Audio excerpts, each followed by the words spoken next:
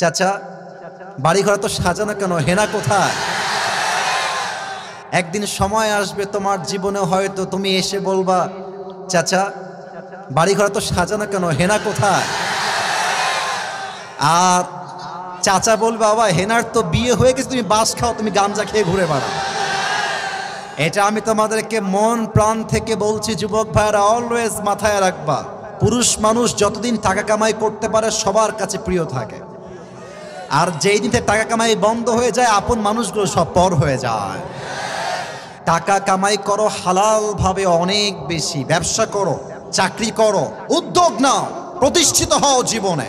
যদি মায়ের কাছে সেরা সন্তান হতে চাও, যদি বাবার কাছে সেরা সন্তান হতে চাও, যদি তুমি তোমার স্ত্রীর কাছে সেরা স্বামী হতে চাও, যদি তুমি তোমার সন্তানের কাছে সবচেয়ে প্রিয় বাবা হতে চাও, তুমি যদি বোনের কাছে সবচেয়ে প্রিয় ভাই হতে চাও, টাকা কামাই করা ছাড়া কোনো গতি নাই যুবক ভাইরা। বলো বলো বলো।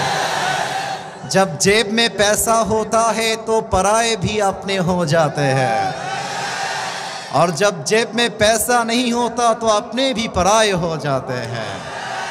পকেট ভর্তি টাকা থাকলে ভালোবাসার মানুষের কোনো অভাব হয় না বাংলাদেশে, আর পকেট খালি হয়ে গেলে ঘরের আপন বউটাও পর হয়ে যায়। এজন্য আমি মাঝে মাঝে বলি, जब जेब में हो पैसे तो लोग पूछते हैं तुम हो कैसे, और जब तुम हो जाओगे कंगाल कोई पूछने नहीं आएगा तुम्हारा हाल। पॉकेट भर्ती टाका बोलबे हाउ आर यू, केमन आছেন ভাইয়া আপনি, আর যখন পকেট খালি বলবে হু আর ইউ, তুমি কে, তোমাকে তো চিনতে পারছি না ভাই আমি। এই পুরো দেশটাই হচ্ছে টাকার খেলা।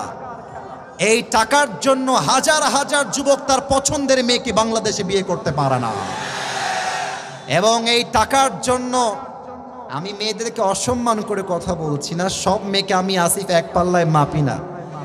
অনেক মেয়ে টাকা দেখলে